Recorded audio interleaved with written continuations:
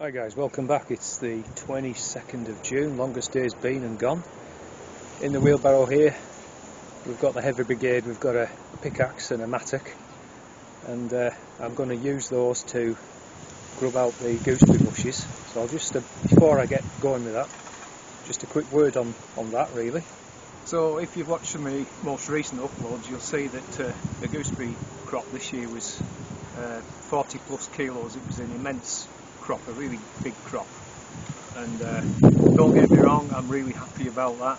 The trouble is at the moment there's just simply too many. I can't get rid of them. Personally, we don't use them, it's just a cash crop, and even the grocer that we sell them to, they're struggling to shift them all. So I just need to change things. Sadly, I think they've gone out of fashion. I had a couple of interesting conversations, one with a fruit and veg stall at Knaresborough Market. I asked him if he knew the UK price. Anyway, he couldn't find out, and he said he doesn't sell them, he can't sell them, there's no market for them. And then I rang another grocer up in the local area, and he said pretty much the same thing. Nobody wants them, he can't sell them. So that's the situation at the moment. So I've decided I just need to make some radical changes. So they're coming out. I'm going to leave two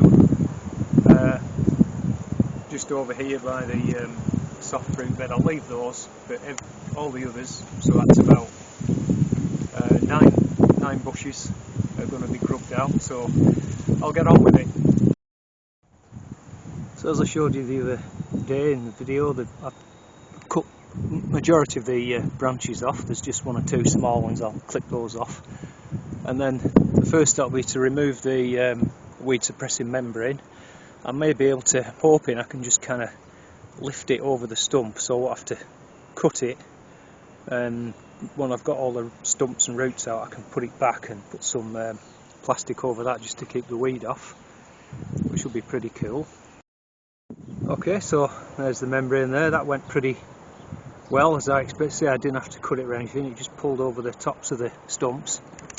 And you can see how well that membrane really does, apart from the tiny little bits on the edges where it wasn't completely there. You know, there's not a single weed anywhere. It really is good stuff. Right, let's get on. So we'll start with this first one. Well guys, I don't know what went wrong. There was an issue with the camera.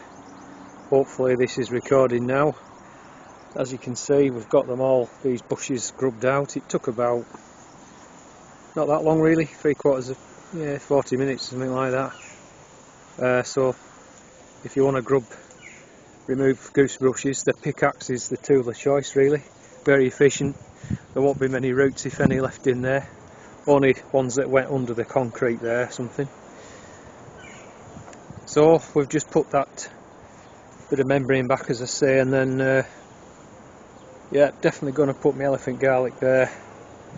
I might put asparagus here. I'm not quite sure. Might be just leave it for. I can get a couple of rows of potatoes, so I'm not quite sure, but definitely elephant garlic in there. So I'll just come back at some point. There's plenty of time, and get that prepared, dug over, manured, etc. Here's the pile of roots. I'll be taking them over to the plot where the incinerator is.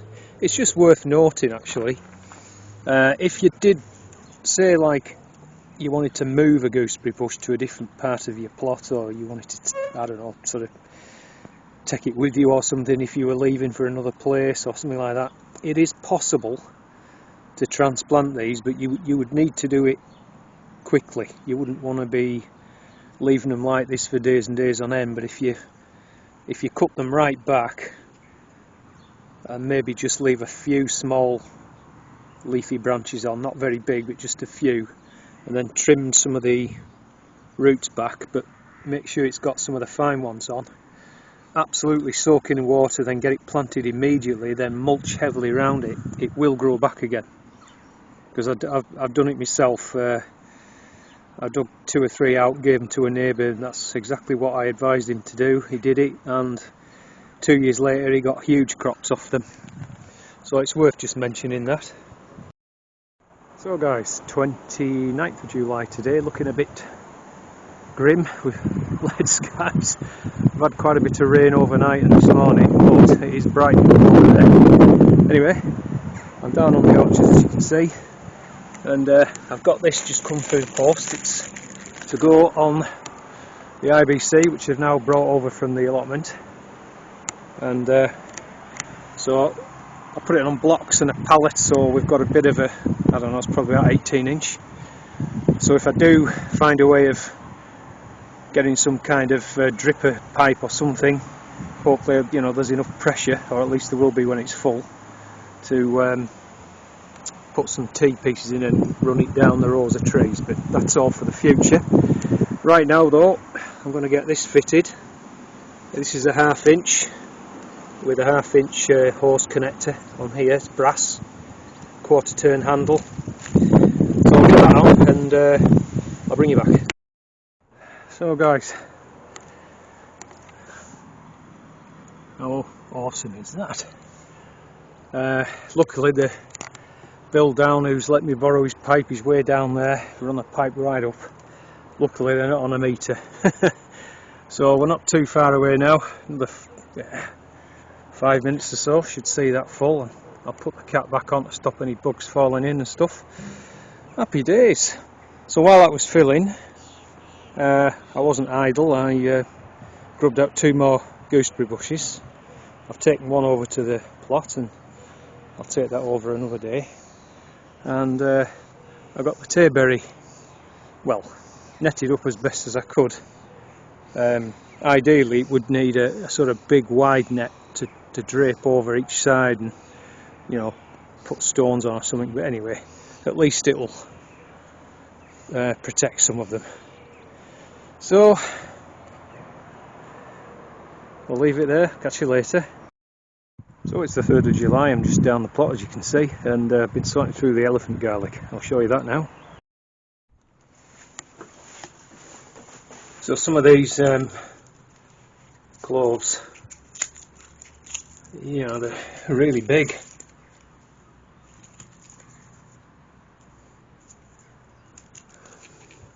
Can't grumble with that at all, absolutely not. And then these were the slightly smaller ones, but still some very respectable cloves there. And I'm just going to leave these for another week to finish drying before I sort those out. And then just, yeah, grade through them all. And then I've collected all the corms here, and these are the little rounds obviously which I'll be replanting. But very, very, very happy with that outcome. Just a quick look at the soft fruit. So this tray are Loganberries, and these are summer fruiting raspberries. And if I just turn you around, we've got the blackcurrants here. You can see that? Still a little bit tart, so I'm not. I'm just going to hang on before I pick those. We'll just have a walk up to the Tayberries. I'm going to spin you around a minute. Yeah, so in the previous video I mentioned about apple thinnings, and I had a sack of apple thinnings that I was hoping somebody with sheep or pigs would take them. Anyway, they did, and I'm going to put a little clip at the end of the video to just show you how much they enjoyed them. Spin you around once more. So these are the Tayberries. They're sort of very similar in size to the Loganberry, but I'm just wanting to leave them. Let's try one. Yeah, so very similar. You want them to go darker rather than kind of that colour. They need to be, that's when they're at the sweetest. So I might pick some of those tomorrow. Right guys, as always, thanks for watching.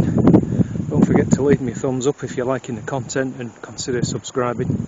And I'll see you next one. Take care, bye for now.